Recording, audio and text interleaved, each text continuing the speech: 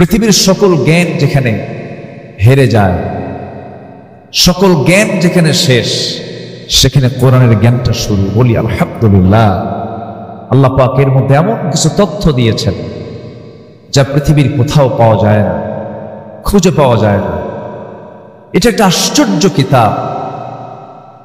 এটা এমন একটা কিতাব যে কিতাবের মধ্যে আল্লাহ রাব্বুল আলামিন সকল জ্ঞান, সকল তথ্য, সকল কিছু আল্লাহ পাকের মধ্যে উপস্থিত করে দিয়েছেন। বলি আল্লাহু আকবার। কোন অফিস চালাবেন আপনি এই কিতাব? কোন অফিসটা আপনি চালাতে চান? স্বরাষ্ট্র মন্ত্রণালয় মনে হয় নাই এর মধ্যে, নাকি আছে? আছে আছে মনে হয় ক্যান্টনমেন্ট চলবে না, সাভার এই যে ক্যান্টনমেন্ট, এটা মনে হয় কোরআন দিয়ে মনে হয় খুব একটা দুর্বল হবে, নাকি চলবে কিনা বলেন? আমার নবীর হাতে তসবি ছিল না তরবারি ছিল? বলেন বলেন। ওই যে আমরা তসবি কিনে আনে না হাজির সাহেব, এরকম তসবি হাতে ছিল না তরবারি ছিল? রাসূল তসবি ব্যবহার করেছেন, আমি পাইনি কোথাও, এটা আমি পাইনি। মাঝে মাঝে হাতে তসবি থাকে কিছু কিছু ব্যক্তির, দেখি মুখ নড়ে না কিন্তু হাত নড়ে, আছে কিনা বলেন? আচ্ছা, নড়া দরকার কি? মুখের উচ্চারণ যদি না হয় তাহলে কি হলো? সুবহানাল্লাহ, এটা আসতে বললেও কি মুখ নড়ে কিনা বলেন? কিন্তু মুখ নড়ে না, হাত নড়ে। লক্ষণ কি বলেন তো? লক্ষণ কি? খালি এটা নড়তেছে, এই কথা কয়, আবার এদিকে কথাও হয়, এই কথা কয় আর এদিকে তসবি নড়ে, আছে কিনা বলেন? তাহলে এটা কি বলেন? এটা কি বলেন? কি তাসবিহ? না, আমার নবীজের হাতে গণনার জন্য কোনো তাসবিহ ছিল না। আমার রাসূলের হাতে ছিল দ্বীন প্রতিষ্ঠার জন্য তরবারি। আমাদেরকে কথা বলতে দেয়নি দীর্ঘ 16 বছর। কত আলেমকে কত যে প্রকার জুলুম করেছে। আল্লামা সাঈদীর মতো মানুষটাকে ধরে রিমান্ডে নিয়ে প্রায় 2-2.5 মাস ধরে একটানা 3 দিন 4 দিন পর্যন্ত একটা চেয়ারে বসে রেখে হিন্দু পুলিশ দিয়া তার মুখে থাপড়ানো হয়েছে। মাথা চক্কর মেরে তিনি পড়ে গেছেন। সম্মানিত ভাইয়েরা, আল্লাহ কি শোনেন না? আল্লাহ শোনেন কিনা বলেন? আল্লাহ শোন। চোখের পানিতে যায় নামাজ ভিজে গেছে, চোখের পানিতে জেলখানার বালিশ ভিজে গেছে। আজকের যিনি মেহমান কথা বলবেন, আমার প্রিয় ভাই খালিদ সাইফুল্লাহ আইয়ুবী, তার হাত ভেঙে দেওয়া হয়েছে।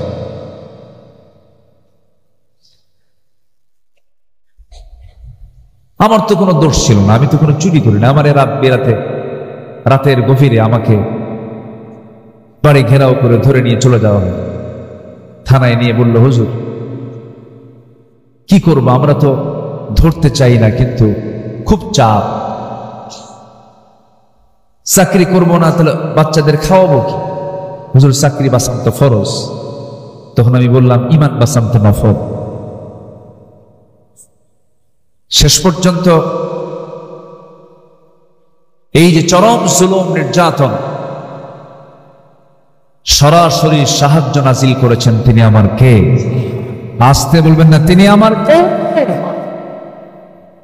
আসুন না সে আল্লাহর পথে, আল্লাহর মতে, আল্লাহর আইনের দিকে আমরা একটু দৌড়াই। মাগফিরাত কামনা করব কার? বা আল্লাহ রাব্বুল আলামিন বলেন, وسارعوا إلى مغفرة من ربكم وجنة عرضها السماوات والأرض أعدت للمتقين। তুমি তোমার রবের মাগফিরাতের দিকে দৌড়াও, জান্নাতের দিকে দৌড়াও, অলসতা করো না, বক্র কোনো পথে যেও না, সেই পথটাই নিয়ে নাও। সবাই বলুন, ইহদিনাস সিরাতাল মুস্তাকিম। সিরাতাল্লাযীনা আন'আমতা আলাইহিম গায়রিল মাগদুবি আলাইহিম ওয়ালাদ-দাল্লিন।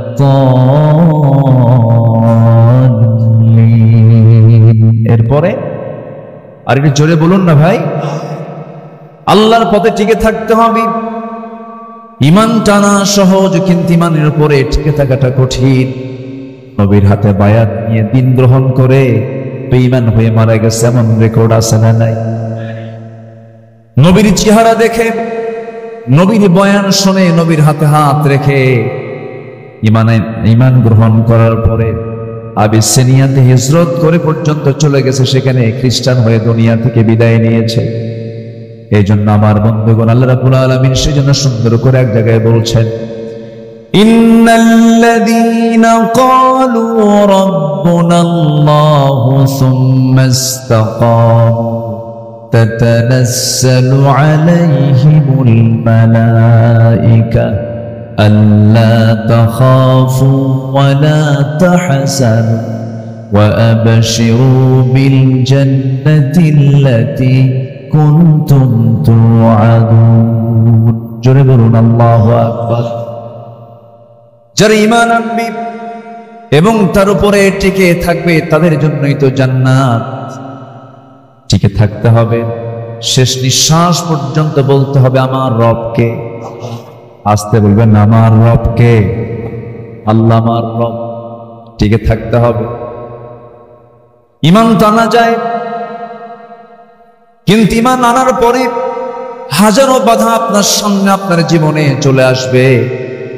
হাজারো ঝামেলা আসুক না কেন, মহামুসিবত আসুক না কেন, সেই সময় প্রকৃত যারা ঈমানদার তাদের জবান থেকে বের হবে কি, আল্লাযীনা ইযা আসাবাতুহুম মুসিবাতুন ক্বালু ইন্না লিল্লাহি ওয়া ইন্না ইলাইহি রাজিউন। জোরে বলুন আল্লাহু আকবার।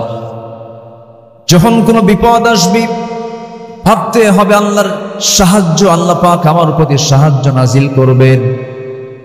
আশাদ্দুন নাসি বালাউল আম্বিয়া সুম্মাল আমসাল ফাল আমসাল। এই জগতে আদম থেকে শুরু করে নিয়ে আজ পর্যন্ত যত মানুষ পাঠিয়েছেন এবং পাঠাবেন, এর মধ্যে সবচেয়ে বড় বালা মুসিবত এসেছে হলো নবীদের উপরে, এবং তারপরে যত বালা মুসিবত আসছে আমার আল্লাহর যারা পছন্দের বান্দা তাদের উপরে। তাহলে বালা মুসিবত বিপদ আল্লাহ পাক দেন কি খারাপ ব্যক্তির উপরে বেশি না ভালো বান্দার উপরে বেশি? ভালো বান্দার উপরে বেশি। বিপদ আসবে, মুসিবত আসবে, কিন্তু চ্যালেঞ্জ ধরে রাখতে হবে হলো ঈমানের। ঈমান যেন আমার ছুটে না যায়। ঈমান চলে গেল তো সব চলে গেল। সম্মানিত ভাইয়েরা, আর সেই ঈমানকে ধরে রাখার জন্য যে ইলম দরকার, যে জ্ঞান দরকার, জ্ঞান এটা এমন একটি সম্পদ যে জ্ঞানী হয় শয়তান তাকে ধোঁকা দিতে পারে না। শয়তান তাকে কি করতে পারে না? ধোঁকা দিতে পারে না। শয়তান মূর্খের কাছে গিয়ে যত আরাম পায়, জ্ঞানীর কাছে গিয়ে সেই মজাটা পায় না। এজন্য আল্লাহ তাআলার প্রথম হুকুম কি বলেন তো? পড়ো। বলেন তো কি প্রথম হুকুমটা কি বলেন? পড়ো। ইকরা, পড়ো। কার নামে? আসতে বলবেন না, কার নামে? আল্লাহর নামে পড়ো। আমার দেশে পড়াশোনা যে হচ্ছে না তা না, হচ্ছে। শিক্ষিতের হার বিগত সকল সময়ের চাইতে এখন বেশি না কম? বেশি। আমার দেশে এখন শিক্ষিতের হার অনেক, কিন্তু যে শিক্ষিতরা আমরা দেখতে পাচ্ছি, যে শিক্ষিতদের দেখতে পাচ্ছি, আমার দেশের উন্নয়নে ধরুন শ্রমিকরা দেশটাকে পিছায় দিয়েছে না আগায় দিয়েছে? আগায় দিয়েছে। আমার দেশের কৃষক যারা কৃষি কাজ করেন তারা দেশকে পিছায় দিয়েছে না আগায় দিয়েছে? আগায় দিয়েছে। প্রবাসী, লক্ষ লক্ষ প্রবাসী প্রবাস জীবনে থেকে ওই পাখির মতো ঝুলে ঝুলে কনস্ট্রাকশনের যে কাজগুলো করেন, তারা দেশকে পিছায় দিয়েছেন না আগায় দিয়েছে? আগায় দিচ্ছে। আচ্ছা বলুন তো, শ্রমিক, এই কৃষক, এই প্রবাসী লোকগুলো কি শিক্ষিত না অশিক্ষিত? অশিক্ষিত। তারা অশিক্ষিত হওয়ার পরও এই শ্রমিক, এই প্রবাসী, এই কৃষক অশিক্ষিত থাকার পরও দেশকে তারা আগায় দিবে, দেশের উন্নয়নে বিশাল ভূমিকা পালন করলো, কিন্তু দেশকে পিছায় দিল কেন? বলেন কারা? শিক্ষিতরা। কোন শিক্ষিতরা? যারা কোরআন শিখেছে তারা মনে হয় নাকি? বলেন বলেন তারা? তাহলে শিক্ষা দু প্রকার। দেশকে পিছায় দিয়েছে রুহের শিক্ষায় শিক্ষিত যারা, যে শিক্ষার মধ্যে প্রাণ আছে, ওহির শিক্ষার মধ্যে যে প্রাণটা আছে, এই শিক্ষায় শিক্ষিত লোকগুলো দেশকে পিছায় দেয় নাই। দেশের টাকা লোপাট করে বাইরে পাচার করেছে ওই সমস্ত শিক্ষিতরাই যারা কোরআন ছাড়া জ্ঞান অর্জন করে জাতিকে ঠকিয়ে দিয়েছে। আমি বলছি না যে আপনি ইঞ্জিনিয়ার হবেন না, হবেন। আমি বলছি না আপনি ডাক্তার হবেন না, হবেন। কেন হবেন না? ডাক্তার হবেন, ইঞ্জিনিয়ার হবেন, কিন্তু সব জ্ঞান অর্জন আপনি করতে পারবেন, আপত্তি নেই। কিন্তু সবার ডাক্তার হওয়া ফরজ না, সবার ইঞ্জিনিয়ার হওয়া ফরজ না। কিন্তু সবার জন্য জান্নাত পাওয়ার জন্য কি শেখা ফরজ? বলেন বলেন বলেন, কি শেখা ফরজ? কোরআন শেখা সবার জন্য ফরজ। সম্মানিত ভাইয়েরা, এই জাতিকে কোরআন থেকে মাহরুম রাখা হয়েছে। আমরা এমন একটি শিক্ষানীতি দেখতে চাই। যেহেতু একটা মাদ্রাসার প্রোগ্রামে আসছি, আমি স্পষ্ট ভাষায় জানিয়ে দিতে চাই, আমরা সামনে এমন একটি শিক্ষানীতি দেখতে চাই যে শিক্ষানীতির ভিতরে সকল ফ্যাকাল্টিতে, সকল শিক্ষায়, সকল প্রতিষ্ঠানে সবার আগে 1 নম্বর সিলেবাস হবে কোরআন। এদিকে দেখতে চান আপনারা? জাতি তখনই ভালো হবে যখন জাতির হাতে তুলে দেওয়া হবে কি তুলে দেওয়া হবে? কোরআন। কিন্তু আমি নিজেও ঢাবির ছাত্র ছিলাম, ঢাকা ইউনিভার্সিটিতে পড়াশোনা করেছি। বিগত সময়ে যে রাজনীতিগুলো আমরা দেখেছি, ছাত্রদের হাতে কোরআন তুলে দিয়েছে না অস্ত্র তুলে দিয়েছে? কোরআন তুলে দিয়েছে না মাদক তুলে দিয়েছে? কোরআন তুলে দিয়েছে না নারী তুলে দিয়েছে? আমরা সেই নেতৃত্ব দেখতে চাই না। সকল বাতিল নেতৃত্বকে না বলে, সকল বাতিল নেতৃত্বের মুখে আমরা কি সব নেতৃত্ব বাংলার জমিনে গড়ে তুলতে চাই?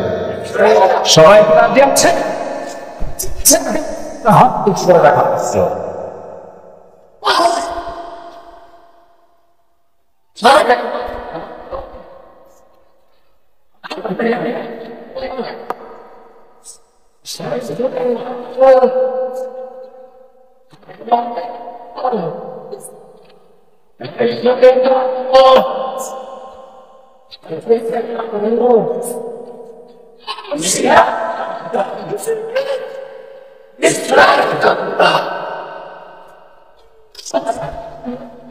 আল্লাহ কবুল করুন, জোরে বলি আমিন।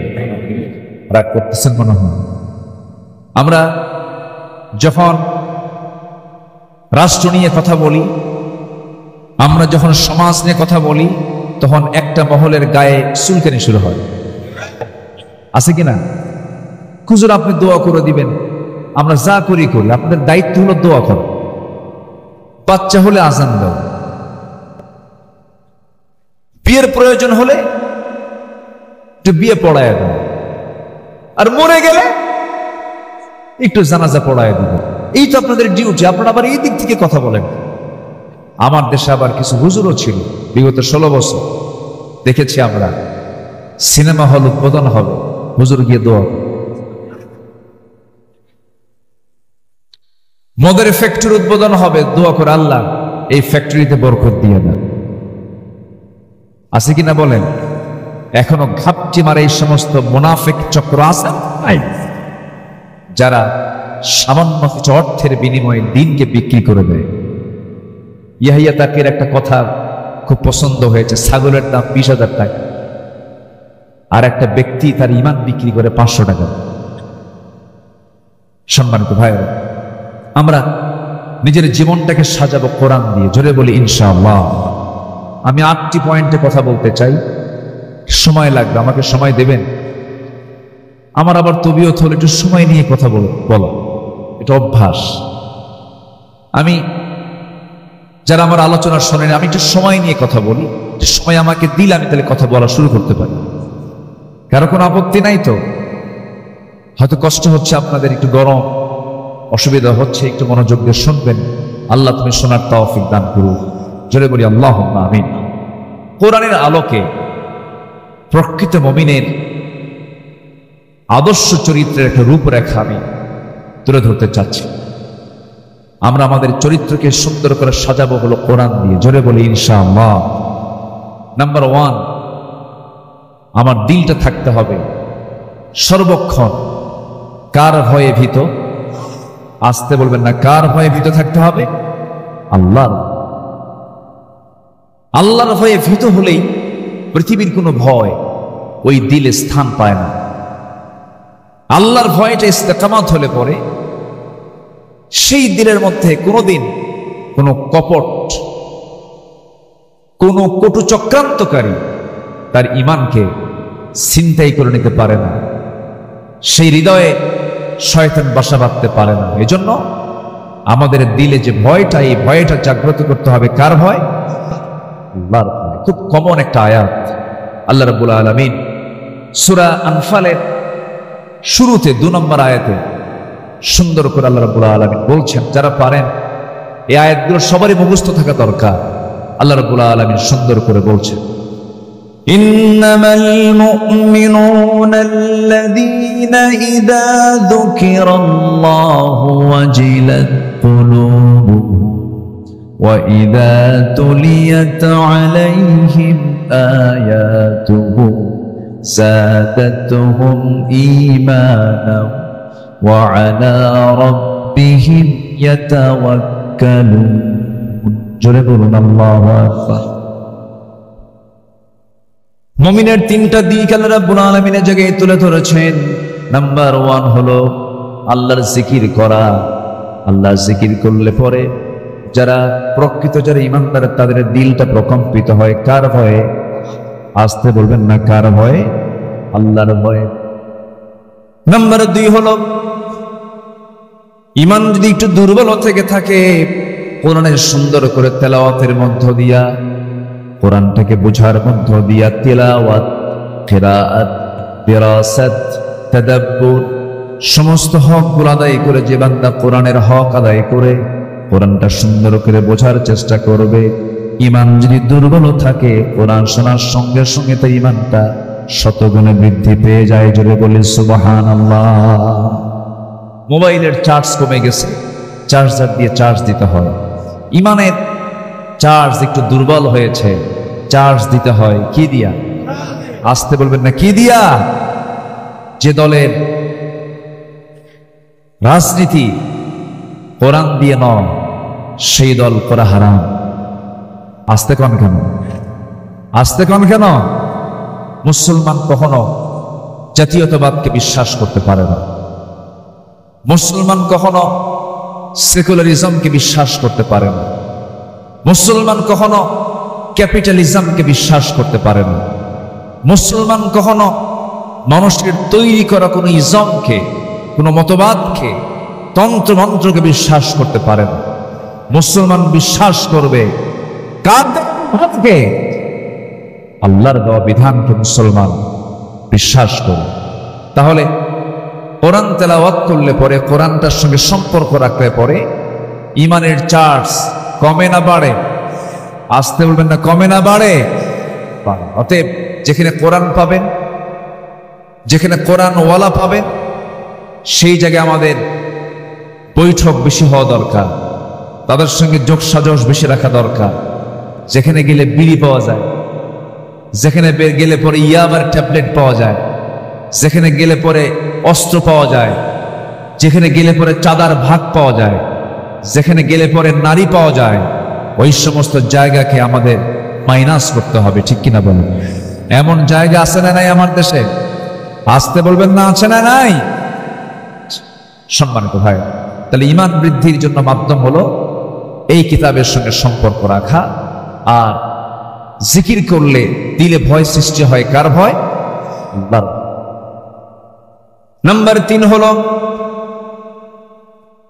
ওই সমস্ত বান্দাগুলো যারা আল্লাহকে ভয় করে, আল্লাহর কালামকে যারা সুন্দর করে তেলাওয়াত করে, ওই সমস্ত বান্দার আরেকটা গুণ হলো ওই সমস্ত বান্দাগুলো জীবনের সকল জায়গায় ভরসা রাখে কার উপরে? আসতে বলবেন না, কার উপরে? আল্লাহর উপরে। আল্লাহ রাব্বুল আলামিন বলেন, ফাইদা আযামতা ফাতাওয়াক্কাল আলাল্লাহ ইন্নাল্লাহা ইউহিব্বুল মুতাওয়াক্কিলিন। যখন তোমরা কোনো সিদ্ধান্তহীনতায় পড়ে যাবে, যখন তোমরা কোনো কঠিন মুসিবতের মধ্যে পড়ে যাবে, সেই সময় তোমরা আমার উপরে ভরসা করবে। আমি আল্লাহ রাব্বুল আলামিন আমার প্রতি ভরসা করনেওয়ালা, আমার প্রতি যারা ভরসা করে আমি তাদেরকে দারুণ ভালোবাসি। জোরে বলি সুবহানাল্লাহ। তাহলে আমাদের ভরসার জায়গাকে আসতে বলবেন না, কে? জনগণ সকল ক্ষমতার উৎস। ভরসা না এটা? এটা কি ভরসা? ভরসা নয়। সকল ক্ষমতা কার? সকল ক্ষমতার উৎস কে? আল্লাহর ভয় থাকতে হবে। সাইয়েদনা ওমর ফারুক রাদিয়াল্লাহু তাআলা আনহু একদিন জাহান্নামের আয়াত শুনতেছিলেন। কিসের আয়াত বলেন তো? জাহান্নাম। এটা কোথায় আছে? বলেন বলেন, জাহান্নামের আয়াত কোথায়? বলেন। শোনা মাত্রই অস্থিরতা বেড়ে গেল, খুব কাঁপতেছেন। কাঁপতে কাঁপতে অজরে ছাড়াও তিনি চোখের পানি ফেলতে লাগলেন। অস্থির চিত্ততা নিয়ে তিনি নিজেকে বলছেন, ওই হাকাইয়া ওমর আন্না লাকান নাজাহ। ওমর, তোমার জন্য কি নাজাত আছে নাকি? তোমার জন্য কি নাজাত আছে নাকি? চিৎকার করে করে কান্নাকাটি করছেন, চোখের পানি ফেলে ফেলে কাঁদতেছেন। অথচ যে ওমর আল্লাহ রাব্বুল আলামিন দুনিয়ার জিন্দেগিতে জান্নাতের ঘোষণা দিয়েছেন, ওমর জান্নাতি। রাসূল নিজে বলেছেন, ওমর ফিল জান্নাহ, আমার ওমর জান্নাতি। সে ওমর যদি জাহান্নামের আয়াতগুলো শুনতে শুনতে অস্থির হয়ে যান, চোখের পানি ফেলে ফেলে কাঁদতেন। এই জীবনের বৃদ্ধির দিকটা আমরা যদি নিজের জীবনে বাস্তবায়ন করতে চাই, জাহান্নামের যে আয়াতগুলো আছে, আয়াতগুলো আমাদের সামনে নিয়ে আসার দরকার আছে না নাই? আছে। আমরা সুন্দর করে কোরআনটা পড়বো। জোরে বলি ইনশাআল্লাহ। কোরআনটা বেশি বেশি পড়বো, বেশি বেশি শুনবো, কোরআন শুনবো বেশি, গান শুনবো।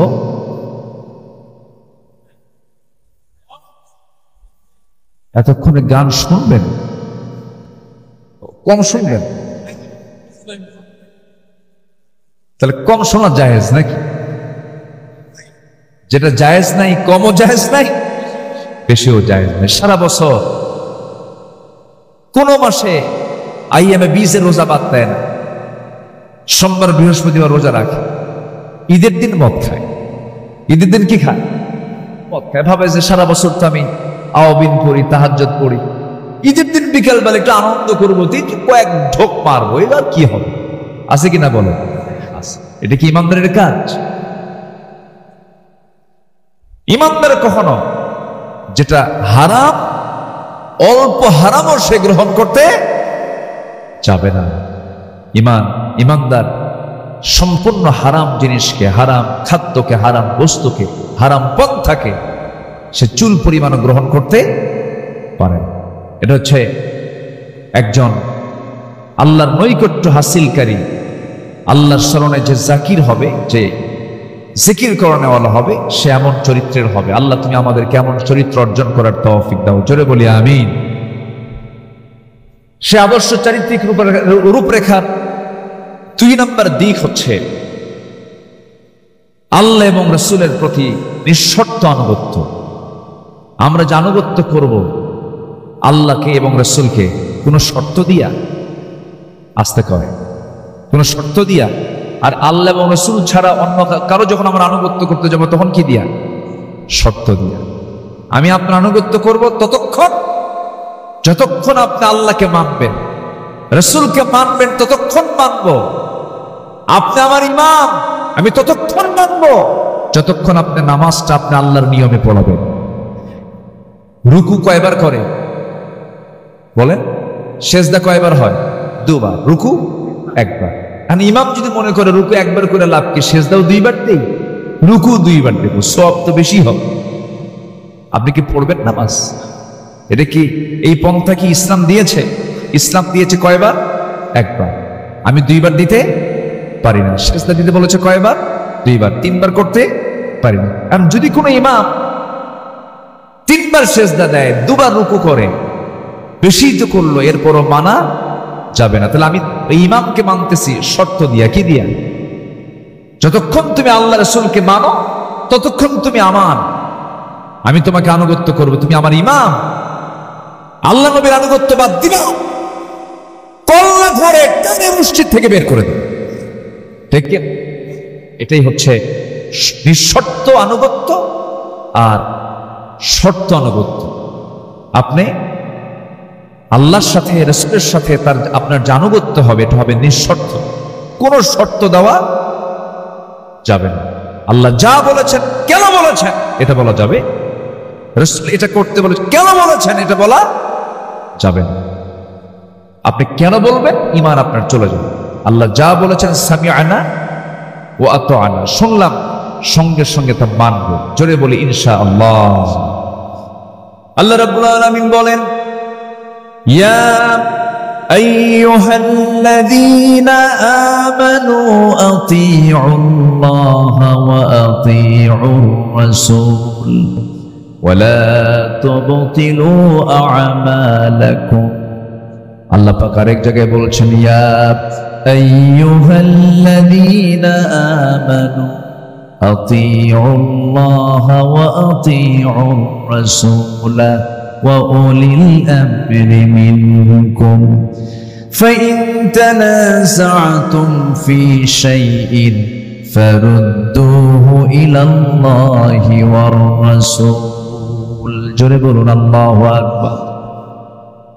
আল্লাহর আনুগত্য করো, নবী আনুগত্য করো, তোমাদের মধ্যে যারা লিডার তাদের তোমার আনুগত্য করো। তবে তারা যদি কোনো ঝামেলায় পড়ে যায়, কোনো ঝামেলায় তোমরা যদি পড়ে যাও, সেক্ষেত্রে তোমরা ফিরে যাবে ফারুদ্দুহু ইলাল্লাহি ওয়ার রাসূল, আল্লাহ এবং রাসূলের দিকে। অর্থাৎ আল্লাহ এবং রাসূলের যে আনুগত্য করবে, এই আনুগত্যের মাঝে কোনো শর্ত আরোপ করা যাবে না। আমার বন্ধুগণ, একটু কান লাগায় মনোযোগ দিয়ে সবাই শোনার চেষ্টা করবেন। সাহাবায়ে কেরাম নবীর আনুগত্য করেছেন, কোনো শর্ত দিয়ে তারা আনুগত্য করেন নাই, হাসি মুখে জীবন দিয়েছেন। রাসূল যখন যা বলেছেন, সাহাবায়ে কেরাম কোনো শর্ত লাগায় তারা আনুগত্য করেন নাই, সঙ্গে সঙ্গে তা মেনে নিয়েছেন।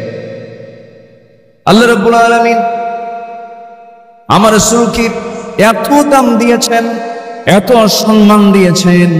আমার আল্লাহ রাব্বুল আলামিন রাসূলকে সম্মান দিতে গিয়ে গোটা বান্দাকে জানিয়ে দিচ্ছেন, ও আমার বান্দারা, আমার যদি ভালোবাসা পেতে চাও, একজন ব্যক্তির আনুগত্য তোমার জন্য আমি আল্লাহ অপরিহার্য করে দিলাম, সেটা হলো আমার রাসূলের আনুগত্য করা। আমার যদি ভালোবাসা পেতে চাও, আমার মুহাব্বত যদি তুমি অর্জন করতে চাও, শর্ত হলো আমার নবীর তোমরা ইত্তেবা করবে। আল্লাহ রাব্বুল আলামিন বলছেন, ফাত্তাবিউনি ইউহিব্বুকুমুল্লাহ ওয়া ইয়াগফির লাকুম যুনুবাকুম ওয়াল্লাহু গফুরুর রহিম। জোরে বলুন আল্লাহু আকবার। আল্লাহর যদি ভালোবাসা পেতে চাও, নবীর আনুগত্য করো, নবী যা কিছু বলেছেন তা তোমরা ফলো করো। ব্যক্তি জীবন থেকে শুরু করে নিয়া তোমার যত জীবন আছে, প্রত্যেকটা জীবনের প্রত্যেকটা অঙ্গনে নবীকে মানো, নবীকে ফলো করো, নবীর তোমরা আনুগত্য করো। ব্যক্তি জীবনে রাসূলকে মানবে, রাষ্ট্রীয় জীবনে রাসূলকে মানবে না। ধর্মীয় জীবনে নামাজকে মানবে, রোজাকে মানবে, কিন্তু রাজনীতির ময়দানে গিয়ে তুমি রাসূলকে মানবে না। তুমি নবীর তো উম্মত হতে পারো নাই, তুমি একজন ভণ্ড প্রতারক। আসতে কন কেন? এরকম ভণ্ড প্রতারক তো আমার দেশে নাই মনে হয়। আসতে বলবেন না, আছেন না? সম্মানিত ভাইয়েরা, রাসূলকে ভালোবাসা মানে এটা নয় একটু দুরূদ শরীফ পড়লাম, হ্যাঁ সওয়াব পাবেন, অবশ্যই দরুদ পড়লে সওয়াব পাবেন না কেন? দরুদ পড়লেন, মুখে সুন্দর একদম মুখ ভরা দাঁড়িয়ে রাখলেন, মাথায় পাগড়ি পরলেন, এটা আতর লাগালেন, মিসওয়াক করলেন, সমস্যা নাই, এগুলো সুন্নাহ, ভালো, আলহামদুলিল্লাহ, কোনো সমস্যা না। আমি বলছি না যে এগুলোর গুরুত্ব ইসলামে নাই, আছে, কিন্তু মুখের দাড়ি কিন্তু আবু জেহেলেরও ছিল। এরপরে পোশাক আশাক দিয়ে যদি জান্নাত পাওয়া যেত, বর্তমান বিশ্বে অন্যান্য ধর্মের অনেক পোশাক আছে যেটা ইসলামের সঙ্গে মিলে যায়, আছে কিনা বলুন? মিলে যায়। আল্লাহ তাআলা বাহ্যিক কোনো কিছুকে প্রাধান্য দিবেন না। ইন্নাল্লাহা লা ইয়ানজুরু ইলা সুওয়ারিকুম ওয়ালা ইলা জাসামিকুম ওয়ালাকিন ইয়ানজুরু ইলা কুলুবিকুম ওয়া আমালিকুম। আল্লাহ তোমাদের দেহ দেখবেন না, আল্লাহ তোমাদের চেহারা দেখবেন না, আল্লাহ দেখবেন তোমার ভিতরটা এবং তোমার আমলটা আল্লাহ পাক দেখবেন। সম্মানিত বন্ধুগণ, সম্মানিত ভাইয়েরা, এই জন্য নবীর প্রতি এবং আল্লাহর প্রতি যে আনুগত্য হবে, এই আনুগত্যের মাঝে কোনো শর্ত আরোপ করা যাবে না। সম্মানিত ভাইয়েরা, সাদ ইবনে মুআজ রাদিয়াল্লাহু তাআলা একজন সাহাবী, যিনি 30 বছর বয়সে ইসলাম কবুল করেন, 35 বছর বয়সে শাহাদত বরণ করেন। ইসলাম পেয়েছেন কয় বছর? বলেন, কয় বছর পেয়েছেন? মাত্র 5 বছর। এই 5 বছর তিনি ইসলাম পেলেন। প্রথম যে যুদ্ধ হলো বদর, বদর যুদ্ধের দিন তিনি বদরের ময়দানে দাঁড়ালেন। এই যুদ্ধটা ছিল কি সমান সমান যুদ্ধ না অসম যুদ্ধ? অসম। 313 কোথায় আর 1000 কোথায়? অশ্বারোহী কোথায় আর পদাতিক কোথায়? পায়ে হেঁটে যাওয়া আর ঘোড়ার পিঠে থেকে যুদ্ধ করা, অস্ত্র হাতে নিয়ে যুদ্ধ করা, অস্ত্র ছাড়া যুদ্ধ করা, একটা অসম যুদ্ধ ছিল। সেই যুদ্ধের ময়দানে এই সাদ বিন মুআজ রাদিয়াল্লাহু তাআলা যখন আমার নবী যখন ডাকলেন দীপ্ত কণ্ঠে, সেই বদরের ময়দানে দাঁড়িয়ে তিনি বলছেন, ফাওয়াল্লাযী বা'আসাকা বিল হক, আল্লাহর কসম করে বলছি যিনি আপনাকে সত্য সহ প্রেরণ করেছেন, লাউস্তাআরাদতু বিনা হাযাল বাহর, হে রাসূল, আপনি যদি আমাদেরকে সমুদ্রের দিকে অগ্রসর করতে বলেন, আমরা অগ্রসর হব, ঝাঁপিয়ে পড়ব, আপনার আনুগত্যের বাইরে আমরা এক চুল পরিমাণ যাব। জোরে বলে সুবহানাল্লাহ। সেই সাহাবী বদরে গেলেন, উহুদও গেলেন, খন্দকের যুদ্ধ পরপর এই 3 নম্বর যুদ্ধে অংশগ্রহণ করলেন। মাত্র 5 বছর তিনি ইসলাম পেয়েছেন, 30 বছরে দিন গ্রহণ করলেন, 35 বছরে দুনিয়া থেকে বিদায় নিলেন। যখন উহুদের ময়দানে, খন্দকের পরীক্ষা খননের যুদ্ধের ময়দানে যখন তিনি উপস্থিত, যুদ্ধ শেষ হওয়ার মাঝেই একটা আক্রমণ তার প্রতি করা হলো, রক্তক্ষরণ শুরু হয়ে গেল। সে রক্তক্ষরণে তিনি রক্ত শূন্যতায় পড়ে গেলেন। এক পর্যায়ে তাকে বাঁচানো গেল না, তিনি দুনিয়া থেকে বিদায় নিলেন। সাহাবায়ে কেরাম শোকাহত চিত্ততা নিয়ে রাসূলের সামনে এসে বলছেন, ইয়া রাসূলুল্লাহ, আপনার প্রিয় সাহাবী সাদ বিন মুআজকে আমরা অনেক চেষ্টা করেছি, তার সেবা করেছি, বাঁচল না, দুনিয়া থেকে বিদায় নিয়েছেন। আমার নবীজি শোনা মাত্রই ইন্না লিল্লাহ বললেন, তার জন্য দোয়া করলেন। এবং আমার নবীজি বলেন, সাহাবীরা শোনো, আমার এই প্রিয় সাহাবীর মাত্র 5 বছরের ইসলামের আনুগত্যের মধ্য দিয়ে সে যে জীবন যাপন করেছে, আল্লাহ পাক তার এই মৃত্যুতে এত বেশি খুশি হয়েছেন যে আরশ আজিম পর্যন্ত প্রকম্পিত হয়েছে। ইহতাজ্জাতিল আরশ, আরশ প্রকম্পিত হয়েছে তার মৃত্যুতে। মানে আরশ জেনে গেছে, আরশের ফেরেশতারা জেনে গেছে যে একজন আল্লাহর প্রকৃত বান্দা দুনিয়া থেকে বিদায় নিল। মাত্র কয় বছর? আসতে বলেন কয় বছর? 65 বছর পার হয়, নামাজ পড়ে না। 67 বছরের বুড়া মানুষ, চামড়া কুচকে গেছে, টেনে টেনে নাপিত করে, তার এটা কেটে দে, বুড়া কি হওয়া সম্ভব? আছে না নাই? বদনসিব, এরকম বদনসিব আছে না নাই? এগুলো করা যাবে না। আমরা জীবনের সকল জায়গা আনুগত্যের চূড়ান্ত দিকটা আমরা আল্লাহর জন্য, রাসূলের জন্য আমরা বরাদ্দ করব। জোরে বলি ইনশাআল্লাহ। জি ইনশাআল্লাহ। সম্মানিত ভাইয়ের, আমি কি শেষ করে দেব? আলোচনা চালাবো?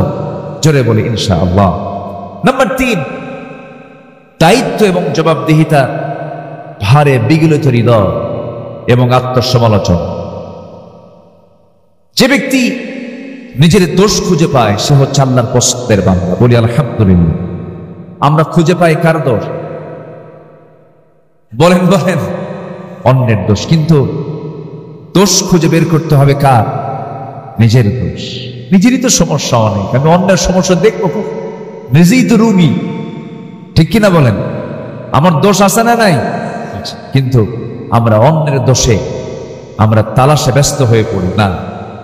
নিজের সমালোচনা, নিজের দোষ খোঁজার চেষ্টা করতে হবে এবং মাথায় রাখতে হবে জবাবদিহিতার কাঠগড়ায় দাঁড়াবো একদিন। কার সামনে? আসতে বলবেন না, কার সামনে? আল্লাহর সামনে। আল্লাহ রাব্বুল আলামিন সুন্দর করে বলছেন, ইন্না আরাদনাল আমানাতা আলাস সামাওয়াতি ওয়াল আরদ ওয়াল জিবালি ফাআবাইনা আন ইয়াহমিলনাহা ওয়া আশফাকনা মিনহা ওয়া হামালাহাল ইনসান ইন্নাহু কানা যালুমান জাহুলা। জোরে বলুন আল্লাহু আকবার। সূরাতুল আহজাব 72 নম্বর আয়াত আল্লাহ রাব্বুল আলামিন বান্দার পরিচয় দিতে নিয়ে তিনি বলছেন, আমি আসমান, জমিন, পর্বতমালার প্রতি আমানত পেশ করেছি, তারা তা বহন করতে অস্বীকার করেছে, ভীত হয়ে পড়েছে, কিন্তু মানুষ সেই আমানতকে বহন করেছে। আমার বন্ধুগণ, মানুষকে আল্লাহ পাক সেই দায়িত্ব দিয়েছেন। একজন খলিফার কথা কিছুক্ষণ আগেও বলেছি। 2 নম্বর খলিফার নাম কি বলেন? বলেন কি? কিসের আয়াত শুনে কেঁদেছেন? মনে আছে আপনাদের? ওমর। আল্লাহু আকবার। কয় নম্বর খলিফা? বহুদিন আগে এক মাহফিলে বললাম, ওমরে ফারুককে চিনেন কি? সামনে থেকে এক ছোট্ট ছেলে দাঁড়ায় বলে, হুজুর আমি চিনি। কে? আমাদের বাড়ির দোতলায় বানাতেন। আমাদের বাড়ির দোতলায় ভাড়া থাকে। এটা কি সেই ভাড়া থাকে ওমর? কোন ওমর? বলেন বলেন বলেন। কোরআনের ওমর। আল্লাহু আকবার। রাসূল মারা গেছেন, উনি বিশ্বাস করতে পারছিলেন না। কি ভালোবাসা ছিল! আল্লাহ। আমার নবী ইন্তেকাল করেছেন। ওয়ামা মুহাম্মাদুন ইল্লা রাসূল قد خلت من قبله الرسل। এই আয়াত তো নাযিল হয়েছে আগে, কিন্তু ওমর ফারুকের কানে যখন সংবাদ একজন দিয়ে দিল, ওমর তুমি কি জানো রাসূল দুনিয়া থেকে বিদায় নিয়েছেন? নাঙ্গা তরবারি তিনি বের করলেন, বের করে বলছেন, দ্বিতীয়বার কোন ব্যক্তি আমার কানে যদি সংবাদ দিতে আসো রাসূল ইন্তেকাল করেছেন, আমি তার গর্দান উড়াইয়া দেব। নবীর প্রতি তার এত প্রেম ছিল, এত মহব্বত ছিল, এত গাঢ় সম্পর্ক ছিল। সব সাহাবী রাসূলকে ভালোবেসেছেন, কিন্তু ওমর ফারুকের ভালোবাসা একটু ভিন্ন ছিল। রাসূলকে দারুণ তিনি মহব্বত করেছেন। নবীর প্রতি চুল পরিমাণ কোনো বেয়াদবি তিনি সহ্য করতে পারতেন না। সবার কম বেশি ইতিহাসগুলো জানা আছে। এক মুনাফিক নবীর কাছে বিচার চাইতে আসলো, এসে বলতেছে, ইয়া রাসূলুল্লাহ, বিচারটা আমার চাই। কি বিচার? ইহুদির সাথে আমার গন্ডগোল লাগছে, একটু বিচারটা করে দেন। নবীজি মুনাফিকের পক্ষে রায় না দিয়া রায়টা দিয়েছেন ইহুদির পক্ষে। কারণ রাসূল কি মুসলমান দেখবেন, ইহুদি দেখবেন না, আইন দেখবেন। বলেন কি দেখবেন? কি দেখবেন? ইআদিলু হুয়া আকরাবু লিত্তাকওয়া। ইআদিলু হুয়া আকরাবু লিত্তাকওয়া। আদালত ঠিক রাখো, এটাই হলো তাকওয়ার জায়গা। এটা কিসের জায়গা? তাকওয়ার জায়গা কি মসজিদ না বাজার? ভালো করে কন। বাজার না, বাজার না নাকি? বলেন বলেন বলেন। উত্তর হলো তাকওয়ার জায়গা মসজিদ না বাজার। কিন্তু আমরা কি মনে করি? তাকওয়ার জায়গা শুধু মসজিদ, আর বাজারে গিয়া ওজন হেরফের করি। ইয়াদিলু হুয়া আকরাবু লিত্তাকওয়া। কষ্ট পেলে শেষ করে দেই নাকি? আচ্ছা, সেই ওমর ফারুক রাদিয়াল্লাহু তাআলা আনহু, তার কাছে ওই মুনাফিক এসে বলল, নবীর কাছে বিচার চাইতে গেলাম, রাসূল ভাবছিলাম আমি মুসলমান, নবী আমার পক্ষে রায় দিবেন। আমার পক্ষে রায় না দিয়া ইহুদির পক্ষে রায় দিলে এটা কেমন কথা? বিচার পছন্দ হয় নাই ওমর। বিচার সানি করো, সানি বিচার করো, দ্বিতীয় বিচার করো। সাইয়েদনা ওমর ফারুক রাদিয়াল্লাহু আনহুর কাছে এই কথাটা এত জঘন্য মনে হলো, এতটা আপত্তিকর মনে হলো, কাউকে বলার প্রয়োজন মনে করলেন না।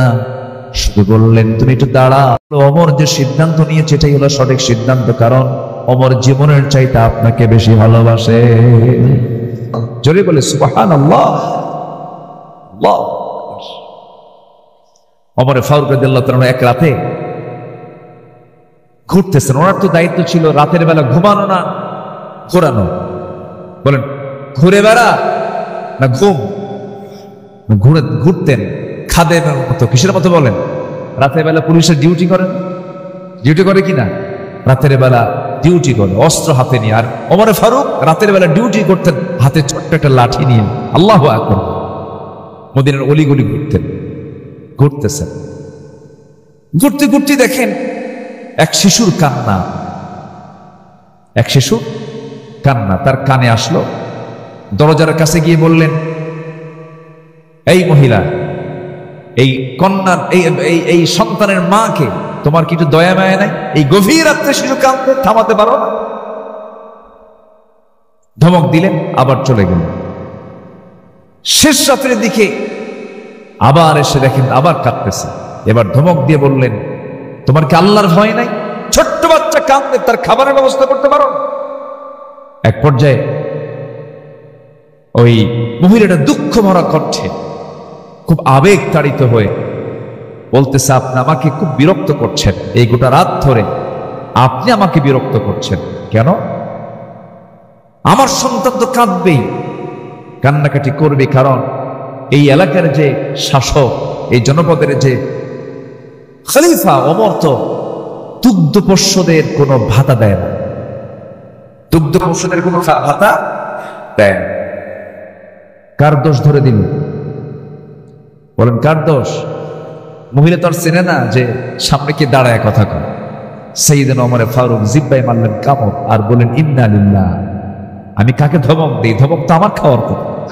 আল্লাহু আকবার বলবেন না? জানা হলো শিশুটার বয়স কত? কয়েক মাস বয়স। দুগ্ধপোষ্যদের ভাতা দেওয়া হয় না। সেজদায় পড়ে তিনি কান্নাকাটি শুরু করে দিলেন আর বলছেন, আল্লাহ, তোমার এই অধম বান্দা ওমর হাজারো সন্তান, হাজারো তোমার বান্দাকে হত্যা করেছে। আমার রাষ্ট্রে তো দুগ্ধপোষ্য মাদের কোনো ভাতা দেওয়া হয় না। আমি বড় ভুল করেছি আল্লাহ। সিদ্ধান্ত নিলাম আজকের দিন থেকে আমার জনপদে যত দুগ্ধপোষ্য মা থাকবে সকল মার জন্য আজকে থেকে ভাতা চালু করে দিলাম। আল্লাহু আকবার বলেন। তারা নিজেকে সংশোধন করেছেন কার ভয়? আর আমার দেশে দুগ্ধপোষ্যের ভাতা দেবে কখন? ওদের নিজের ভাতাই তো হয়, ঠিক কিনা বলেন?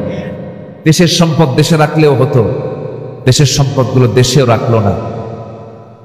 এই যে মিলিয়ন বিলিয়ন ডলারগুলো তারা দেশ থেকে পাচার করেছে। তারা দেশে রাজনীতি করতে চান, ভালো কথা, রাজনীতি করবেন না কেন? টাকাগুলো আনে, আসতে কন কেন? ঠিক কিনা বলেন? টাকাগুলো ওর বাপের না তো? ওর বাপের টাকা না, টাকাগুলো ফেরত আনো। গত জুলাই 24-এর আন্দোলনে যে সমস্ত মারকোল খালি হয়েছে, সেই সমস্ত মারকোলে পর্যন্ত রাজনীতির অধিকার তোমাদের থাকতে পারে না। নিজের চোখে দেখেছি আমি জুলাই আমি ঢাকায় ছিলাম, বৃষ্টির মতো গুলি করা হয়েছে, পাখির বাচ্চার মতো গুলি করে হত্যা করা হয়েছে। হাত চলে গেছে, পা চলে গেছে, চোখ চলে গেছে। এই জীবনগুলো দিয়েছে যারা, এই জাতির একটা বড় দোষ আছে, ইতিহাস দ্রুত ভুলে যায়। ইতিহাস দ্রুত ভুলে যায়। সম্মানিত ভাইয়েরা, আমরা সব দেখা শেষ করেছি। আমরা 16 বছরের শাসন দেখেছি, 25 বছরের শাসন দেখেছি, 9 বছরের শাসন দেখেছি, কেয়ারটেকার গভর্নমেন্ট দেখেছি, সব দেখা শেষ করেছি। আগামীর দেশ আমরা দেখতে চাই কোরআনের দেশ। আগামীর সরকার আমরা দেখতে চাই কোরআনের সরকার। নাম্বার 4 হলো ইবাদতে অহংকার না নিরহংকার। নিরহংকার এবং বিশুদ্ধ চিত্ততা নিয়ে আমরা ইবাদত করব। জোরে বলি ইনশাআল্লাহ। অহংকারী ইবাদতকারী আছে না নাই? ইবাদত করে কিন্তু কি আছে? অহংকার। জানো, আমি 27 বার হজ করছি। আছে কিনা বল? আপনি কি জানেন হুজুর, আমি না কতবার জাহাজের আসর সুমা খাইছে তার হিসাবই নেই। হাজরা আসর সুমা খাওয়া তো ফরজ। হাজরা আসওয়াদে জোর করে সুমা খেতে যায় এমন লোক আছে না নাই বলেন? ওখানে জোরাজোরি করলে ওর হজের সমস্যা হবে? যারা হজে গেছেন তারা কিন্তু টের পাচ্ছেন। ফালা রাফাথা ওয়ালা ফুসুকা ওয়ালা জিদালা ফিল হজ। হজের সফরে কোনো প্রকার ফুসুকি করা যাবে না, তর্ক বিতর্ক করা যাবে না, ঠেলাঠেলি করা যাবে না। তো ওই হাজরা আসওয়াদে, হাজরা আসওয়াদ কয়টা? পাথর কয়টা? আর সুমা খেতে যায় কয়জন? তাহলে ওখানে গেলে যদি আপনি কতবার যে সুমা খাইছে, মানে ও মারামারি করছে জীবনে বহু। কি কথা কি বুঝতেছেন? এগুলো হচ্ছে দেখানো আর ভাব। কি বলেন তো? ভাব, অহংকার, এগুলো করছে। এই সমস্ত ইবাদত আল্লাহর দরবারে কবুল হবে না। বিশুদ্ধ চিত্ততা নিয়ে আমরা সকল কাজগুলো করব। জোরে বলি ইনশাআল্লাহ। সফলকে কোরআনকে প্রশ্ন করুন, কোরআন বলে দিচ্ছে। আল্লাহ রাব্বুল আলামিন বলেন, قد أفلح من تزكى وذكر اسم ربه فصلى। আরেক জায়গায় বলছেন قد أفلح من زكاها وقد خاب من دساها। التقوى ها هنا، التقوى ها هنا। তাকওয়াটা হলো এই জায়গায়, ভিতরের বিষয় এটা। এই জন্য আমরা বিশুদ্ধ চিত্ততা নিয়ে চলবো। আমরা তাজকিয়াতুন নফসকে আমরা মাথায় রাখবো, নফসের শুদ্ধতা নিয়ে আমরা চলবো। ওই সমস্ত বান্দাগুলো সফল যারা নফসকে শুদ্ধ করতে পেরেছে। জিকির করেছে কার? নামাজ পড়েছে কয় ওয়াক্ত? 5 ওয়াক্ত নামাজকে সবাই পড়তে রাজি আছেন নাকি? হাত উঁচু করে দেখান তো দেখি। জোরে বলি ইয়া আল্লাহ, আমাদেরকে 5 ওয়াক্ত সালাত আদায় করার তৌফিক তুমি আল্লাহ দিয়া দাও। জোরে বলি আমিন। আরো জোরে আমিন। হাত নামান। নাম্বার 5 হলো ধোঁকাবাজি, প্রবঞ্চনা মুক্ত সৎ জীবন। আমরা এটা চেষ্টা করব গঠন করার। জোরে বলি ইনশাআল্লাহ।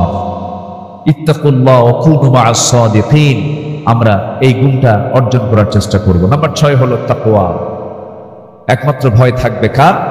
আল্লাহ পাকের। নাম্বার 7 হচ্ছে নাম্বার 7 হচ্ছে অধীনস্থদের অধিকার এবং ইনসাফ প্রতিষ্ঠা করা।